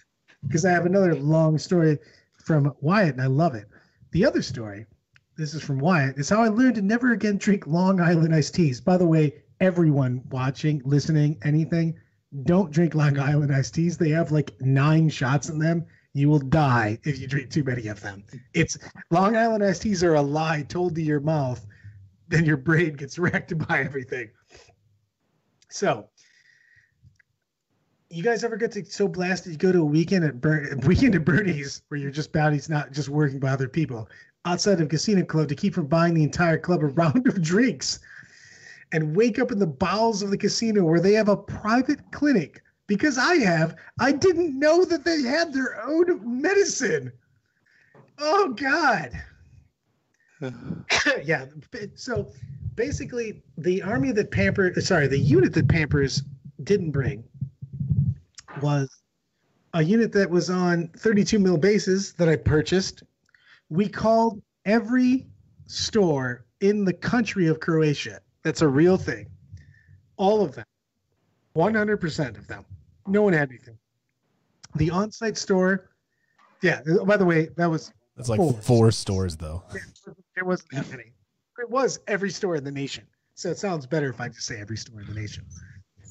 I would have had to scroll 9,000 stores if I said America, but it was Croatia, so it was 4. So 4, 9,000, whatever. So we literally get 32 mil bases. I get okay by the tournament organizers that I could use wood or high elf swordsman, the Lothar. You know what they were. Seaguard. Well, they had spears as well as a bow and a shield. So I literally had those as my backup. The best is I only had to use them, I think, 1, maybe 2 games. I pulled it because I was basically deploying them, getting the unit killed, and then I would bring the other unit in later on, specifically so I could do this.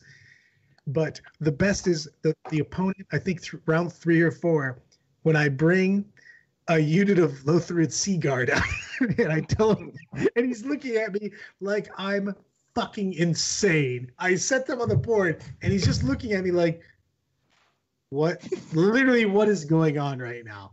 And he's just staring at me like, I don't even know. And I go, blah, blah, blah. This is what happened. And they okayed it. And he finally just goes, I don't even give a fuck. I don't think I was just you know what? You do you, man. You know what I mean? And he played the army with me with the 29 Lothar Seaguard. But that was the time the team was like internationally banded together with the Norwegian squad. I don't know if it's Norwegian squad, it was 1 Finnish person and Swedes and the Americans, and put together my Lothar Seaguard on 32 mils that I still have, by the way. I brought decorative bases for my sweet Lothar Seaguard. Yeah, they're still in the basement. We brought them home. I don't know what I'm ever going to do with them, and I don't want to get rid of them because of the fact that it's such a good story about it. And I'm like, also, the bases cost more than anything else about these. Well, bring one for the stream so people can see how boring and stupid they look of next time. I think I have 2 in my box of where models go to die. You know what? You might have, because I left them everywhere because I wasn't super concerned about the life of them. I want to tell my favorite drunk story, though. I'm not going to tell who did it, but I'm going to tell about this time he tried to get back to the hotel. Will you rhyme it Brad style? No, I'm not gonna tell that information. But we were out drinking with some Americans. We were in a park in Serbia. We had been chased by angry people. We had broken an ice cream box. We have fixed an ice cream box to get the angry people in the kiosk to not kill us. We bought wine, and then we went to a park, decided to go drinking. This person gets so drunk, he asked me, as a good friend, to open the bottle of wine and pour the wine into his mouth because he's too drunk to sit up. So I'm standing in a park pouring wine into the mouth of this individual. I'm not sure if that's like an offense or something, because I felt like I was drugging this person because he did not need more alcohol at all. So I decided, no, this is we've had enough. We're going back to the hotel. I'm going to take you back to the hotel. Problem is, this individual, once we managed to pull him up, decides I'm too slow saying goodbye to my American friends. So he storms off. Like fucking just goes off. Problem is, he doesn't know the way to the hotel, so he walks in a circle.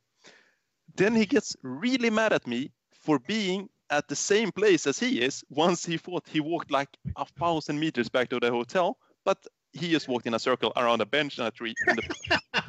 By the way, this is an official. This might be an official Robert and Jonas painted. Right, I'll get it super close. That is a Zangor right there. That's your page. Oh, sorry, I forgot. I also had these courtesy of Werner. Those are for my cultists, where we just put sticky tape tacked out and just put them down. So imagine if you're playing me and I go, these are definitely a unit of Zangors.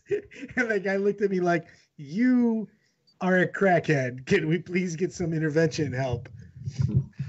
On 6 pieces of wood with tape on it as well. They were fantastic. Well, this individual as well decided, once we managed to get him back to the hotel, which I will say is not an easy thing, because about the time we reached the lobby, he decided, I'm not walking anymore. I'm done. I'm done with walking. I'm at the hotel. Walking is out. Yeah, I'm not going to go another step. So I have to drag him to the elevator. And it's one of those fucking old elevators where you have to like put like a chain link door closed or something. So I have like to the Polish elevator where you could die. Yeah. So I have to take his legs, fold him into the elevator, close the door really quickly, press the button before closing the door, sends him up. I have to go and get snooze. I know this story already. Yeah. He's like, I was there. Yeah. And so I go up the stairs, open the elevator, legs out, ka-chunk, drag him to the hotel room that he shares with Neil Kerr, the judge. I have the honor of waking Neil up to tell him, this is your room partner. He's your problem now. You touched him last. Niels looks really tired at me and says, oh, fuck it. Okay, then. And breakfast next day, I'm trying to recap the story to Neil, like, oh, he was so drunk, like, this is what happened. And Neil was like, I know he was drunk. And I was like, what do you mean? Do you know what happened once you closed the door to our hotel room and you left me alone with this individual? First of all, Neil tried to go back to bed, which went good for like an hour. Then this drunk individual decided, I need to go to the bathroom. So he goes to the bathroom. Problem is, he can't find his way back to the bed. So he wakes Neil up, shakes Neil, so Neil could tell him where he hid his bed. Because it's a hotel room. I mean, it's 2 inches behind my ass. Yeah. He's leaning literally sitting on the bed while shaking Neil to tell him where the bed is. I would say better stuff about this, but second night in Poland, I was wearing a pair of boots and jeans. Sparks' wife Jenna, I leave my hotel room completely open. This is after they found me downstairs beating on the elevator, going, open my room, just yelling at the elevator. But apparently, somehow I David Copperfielded this shit, took off my jeans, left one leg on. My shoes are still on, by the way, which you can't take them on over, but they're still on. So I'm naked with boots on and one jean leg on, and left the door wide open. And I'm like spread eagle, like, hello, enjoy to the world. So she comes in to see if I'm all right, and then goes, oh my, throws water effectively on me. Oh, this is also the story. When Willingham, this is when Willingham is who still is a baby. Nowadays not a 40K player. He's like a hockey player. Hockey player. And looks a little bit like a hunk. Yes, he's a sexy man now. He's a sexy beast. Willingham's a model. He's like David Beckham now. So Willingham is still a baby at this point in time. Sparks' wife doesn't know what's going on. She's, to her defense, has no clue. But they have a room that has a downstairs and an upstairs, and it's a spiral staircase down. His wife is naked with a robot, just like, hey guys, blah, blah, blah, doesn't realize it, steps over by the stairs and is basically crotch-shotting everyone. Willingham has no idea where to look, and the program breaks down, and he just like starts bouncing off the walls, doesn't know where he's supposed to look, starts staring underneath his own shirt, fucking losing his shit. And she doesn't know what's going on, but the rest of us are losing our fucking minds laughing. And she has no fucking clue. And it is amazing. By the way, Poland, I'm going to give this. Give me your best total ETC WTC year.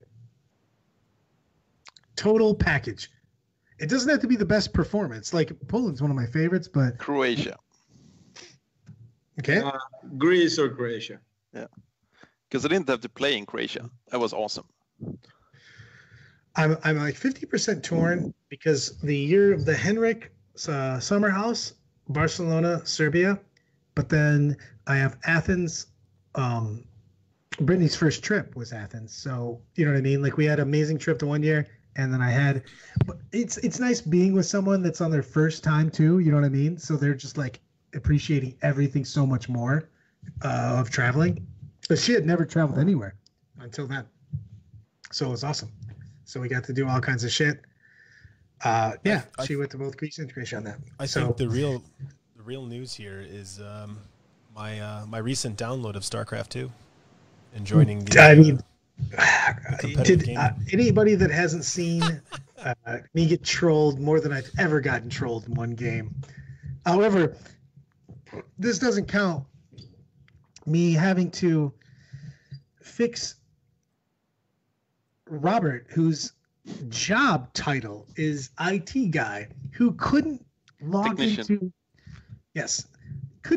Brittany's account that I made for her in World of Warcraft, even though I gave him the information, and then he sent me, he's like, I can't log in. So Robert changed the password to something that he made up and then went, I can't get into the account. I'm like, you just changed it to whatever you would like. And he goes, I don't know what any of this is. And I go, don't you do this for a living? He goes, I also can't download this program on my computer because I'm not an administrator of my own computer. And I go, I don't even know what to say about this. I got is that treasures Thank you. of myself. So many people are talking. What'd you say, Daniel? I don't care what Robert Is said. that on Steam? Is what on Steam? No, it's on Blizzard. It's on Blizzard. It's free. BattleNet. BattleNet. So you buy it like... It's 100% free. You can just download it. We can play whenever you want. So. Does it work on like portable? Yeah. Or do you need yeah, like a graphic card? No, it should work fine on It's very low graphics, actually. Yeah. Then I'm gonna download it. Yeah, it's pretty fun. After we did all this, then we played StarCraft, which I have never played. StarCraft 2. Well, apparently you're like, oh, I'm an expert at StarCraft. I'm great. And then you started playing. You sucked. And then you made an excuse that you played the original and not the real one. Yeah. So I played this, and then I was just terrible. Although Robert was cheating. Robert has a supreme. So you spin up this StarCraft. Robert has a supreme command. No, guys. it's crazy. Literally, he starts with. Daniel's got like with Robert. Daniel's got like not Daniel. Sorry, Brad's got like 2 workers and like a dude without an arm and a leg, and he's starting the game. And then Robert starts the game with 2 supreme commands of like the best characters you've ever seen in your life. Name the guy. Like literally, I go, Robert, some of our stats at the end of the game are how much Rattlesnake has healed and like Deathmaster G has killed. And I'm like, I don't even have these motherfuckers. How is this a stat? No, it was hilarious. You started with these guys. And then Robert's like 5, you 6 start dudes. With the, they just don't The die. thing is, I play with 5 guys. Yeah, but they don't and die. Brad is supposed to play with 200 guys. Problem is, Brad managed to make 5 guys, and I had 5 guys. And my guys were slightly better. Slightly better. These guys were not slightly better. That's I fine. really got. So then I go play with Robert. Rattlesnake and Death Machine. I got a guy that his equipment said, "You've got a bucket." That's what I got. I got a bucket, and I got an email that said, "Check your bucket." Because that's all you got is that bucket. I ended up playing with Robert after he played with Brad, and Robert like looked over. He looked over like at 2 minutes, and he's like, "Holy hell! You actually have dudes. You've already done way more than Brad." I made so many dragoons the second game. Thank you very much. Oh, by the way, I go, hey Robert. It's StarCraft 2. Yeah, StarCraft 2. It's a lot of fun, man. Get it? We'll play. I've never played this. Maybe we should start off. And Robert goes, we'll play a co-op game, and I'll put it hard, and you'll figure it out. And I go, I probably won't. We're probably going to get killed. We definitely got killed. Well, to be honest, we were 12 buildings out of like 176 to win. But Brad decided, nope, I'm not having any more of these models because. Yeah, Brad just stopped doing everything. He just like was like, I quit at things. I like also how Britt's just like, I'm gonna come in the room and start talking to Brad. She's pissed because Facebook has such. So it's fine.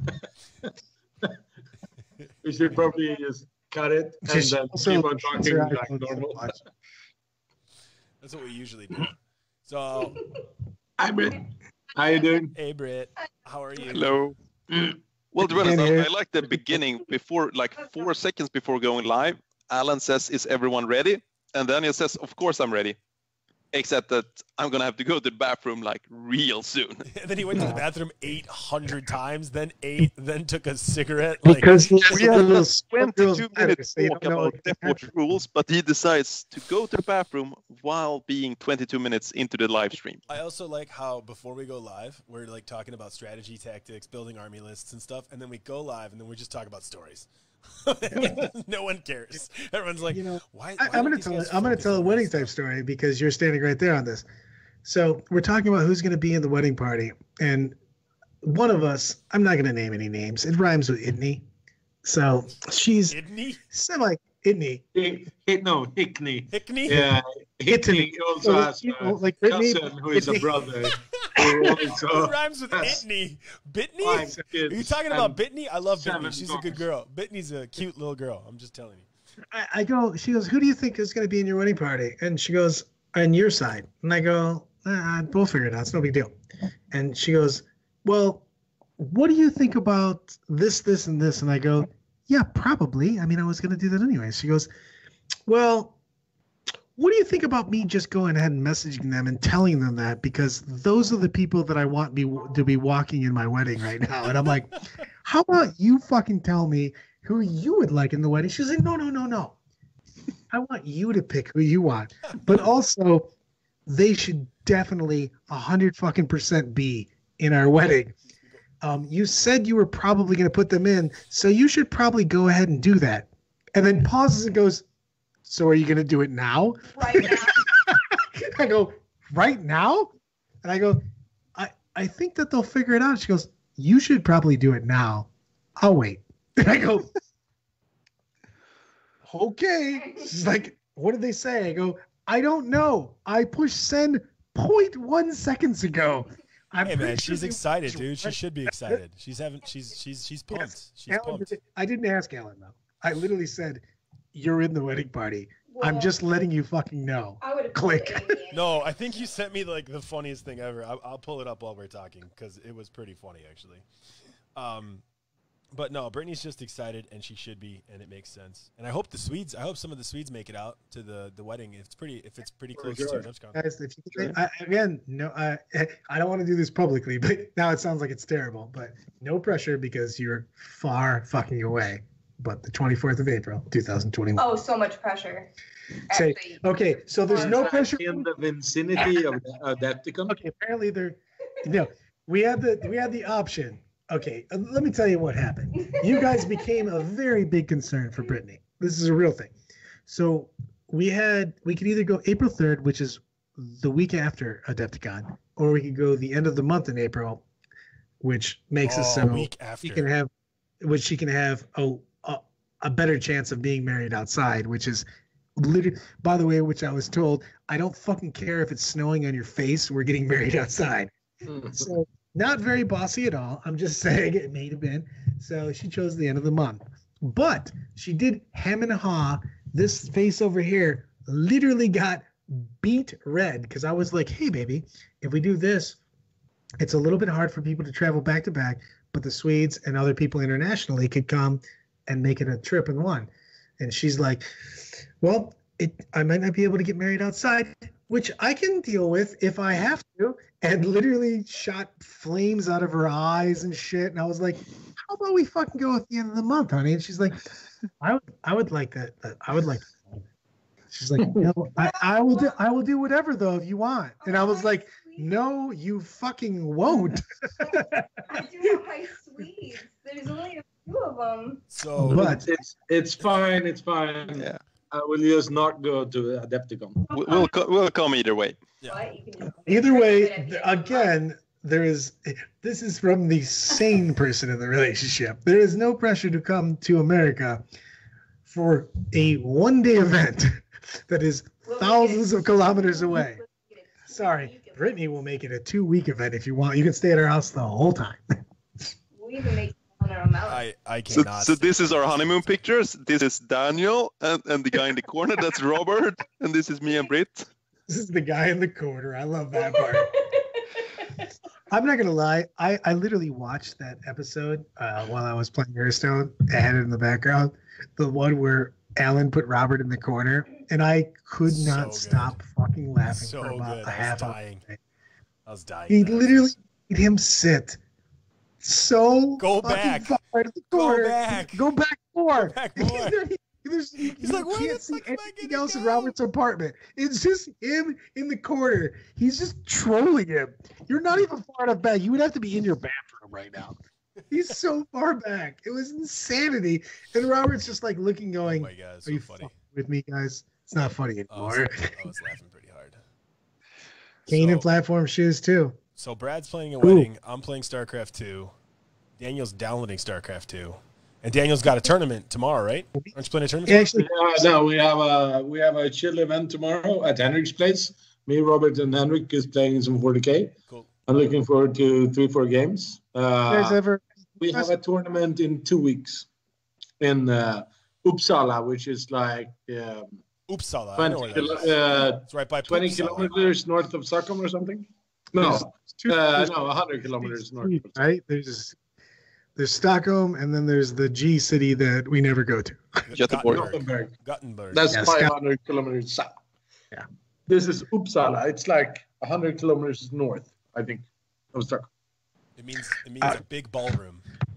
Not to say anything, but we have a plan for you guys later. If it wasn't, no, I'm not. It's not going to happen. If we were actually able to travel. Oh we no! Don't may be or- talking about that. No, stop talking. I'm just saying we have a Just plan. stop talking. No. That's it. I We're know done. what you want to go do. When Corona is over, you want to come to Sweden and learn proper 40K. No, Because no, no, we're no, the only no, people no, playing no. it. No, there's no 40K going on in Sweden. You guys have a misconception of what game you're playing, but it's okay. We forgive you. It's probably because you all have Corona, so you're infected a little bit. Just not dying. We need to do a challenge. I challenge you to never tap your desk ever again while on a stream. That's my challenge for you. Are you Brittany man? Are you just tapped man the enough desk to do away. it? Are you man enough to do it? I think we should do a pain challenge. No, I feel Pain? let's do a. I don't like pain. No, Pain. no. And I'm roping Alan to this. We're gonna do a Not roping me to shit. TTA, tactical titty simulator, whatever the fuck, Alan. But we're gonna do. I want to do a Sweden team versus the American Party team, not the national team, just the team that drinks the most. And we will do one-on-one games, but we'll pair, and then we'll make Alan So move up. it's me and Robert versus Brad. No, and- no, Robert is formally banned from this event. Nope. Roped him in, and he has to play Death Watch and Custodes. No, then he's not on my team. So And you've already gotten banned from the Swedish team. You're like, it took a minute and a half. I need good players on my team to beat you guys. I didn't know you were talking about this Robert. If we're drinking and this Robert's coming, I'm fine with that. I was talking about the other Robert. You can't bring him. Oh, you're There's no other Robert. You're talking There's about no Richard. other Robert. Oh, Richard. I'm talking about Richard. You're Jesus. talking about Richard. I thought you were Yeah. bringing Oh, Richard. Richard's not allowed to come I no, here. no, don't want to Richard's drink with banned. Richard, of course. Richard's He banned. will, No one he wants- will all die. He's not allowed to come to this. I drink like an It's but I want to play It's StarCraft instead of for the TPS. Canadian StarCraft guys is or wherever they Yeah, were let's play from StarCraft. that died meeting Robert You know what? Richard. Fine. Actually, Brad, I challenge I like this I idea. challenge America versus Sweden right now, and we will do a best of 3 games. We will do 40K, we'll do StarCraft, and we will probably just concede no, because actually- Robert's way better than us. Actually, no, Daniel has I no like idea what this he's doing idea. either. So Daniel and I might literally just flail and wheel at each other and have no idea what's going on. Why don't we We'll just do- click buttons?